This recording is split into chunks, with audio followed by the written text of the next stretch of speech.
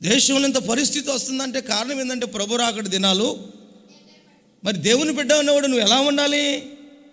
ఎలాంటి సిద్ధపాటు ఉండాలి? ఇది మన ఆత్మీయ జీవితానికి చాలా అవసరం అండి. కనీసం వచ్చిన మీరన్నా గ్రహించండి. ఈ పూట వాక్యం అర్థం చేసుకోండి. ఈ అనుభవం మనకు ఉండాలి. నాటబడిన అనుభవంలో మనం ఉండాలి. నీ పొలంలో దీవించబడతావు, నీ పట్టణంలో ఇంకా నీ కడుపును పుట్టిన పిల్లలు కూడా ఏమవుతారంట? దీవించబడతారంట. తండ్రిగా తల్లిగా నువ్వు ఎట్టుంటే మందిరంలో నాటబడిన వ్యక్తిగా నివసించే వ్యక్తిగా ఉంటే నీ కడుపును పుట్టిన పిల్లలు కూడా తాగుబోతులు తిరుగుబోతులు కాకుండా దేవుడు కాపాడుతాడు. సైతానికి దొరకకుండా కాపాడుతున్నాడు. వయసు వచ్చిందంటే సాటుకు పోయి కట్టలకు పోయి సిగరెట్లు తాగటం, మందు తాగటం, బీరులు తాగటం ఎక్కువైపోయింది మన కడుపును పుట్టిన పిల్లలు. అలా కాకుండా మన పిల్లల జీవితాలు ఉండాలి అంటే తల్లిదండ్రులకు మనం ఏం చేయాలి?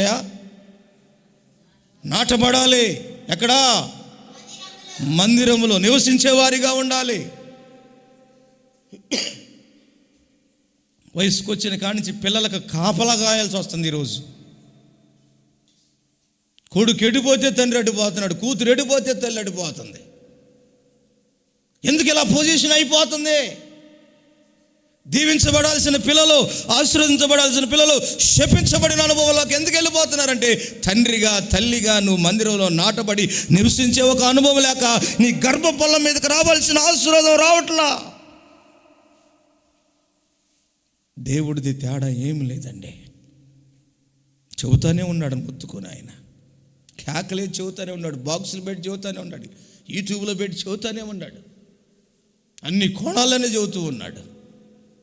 అందుకేనండి పంటలు పండట్లేదు సరిగా, పట్టణాలు నాశనం అయిపోతున్నాయండి. దీవించబడాల్సిన పట్టణాలు, దీవించబడాల్సిన పొలాలు దీవెనలు లేవు. ఏ పొలానికి ముందు తెస్తున్నాడు అదే పొలంలో ముందాకి చచ్చిపోతున్నాడు ఈరోజు రైతు. అప్పులు తీర్చలేక, అప్పుల గోల తట్టుకోలేక, బాకీలు ఎక్కువైపోతున్నాయి.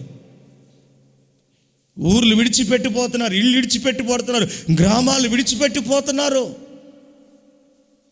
కారణం ఏమిటంటే మందిరంలో నాటబడిన వ్యక్తిగా ఉండకపోవటమే, మందిరంలో నివసించే వ్యక్తిగా ఉండకపోవటమే. ఈ రాత్రి అయినా దేవుని ప్రజలమైన వచ్చిన మనమైన దేవుని ఆలోచన గ్రహించుదువుగాక. Praise the lord. పరిశుద్ధాత్ముడు మనకు సహాయం చేయనుగాక. మన కుటుంబాలు దీవెనలతో నింపాలని ప్రభు మాట్లాడుతున్నాడు. మనం పట్టణంలో ఉన్న దీవించబడాలని, పొలాలు వేసిన దీవించబడాలని, మన కడుపును పుట్టిన పిల్లలు కూడా దీవించబడాలన్నది ఎవరు ఆలోచన? ఇవి జరగాలి అంటే మనం నాటబడిన వ్యక్తులుగా ఉండాలి.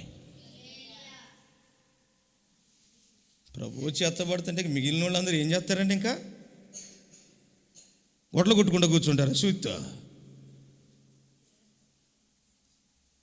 చాలా ప్రమాదకరమైన రోజుల్లోకి వస్తున్నాం, అర్థం కావట్లా. మన ప్రాంతానికి వచ్చి కూడా ఈ పని జరిగితే ఏందమ్మా పరిస్థితి?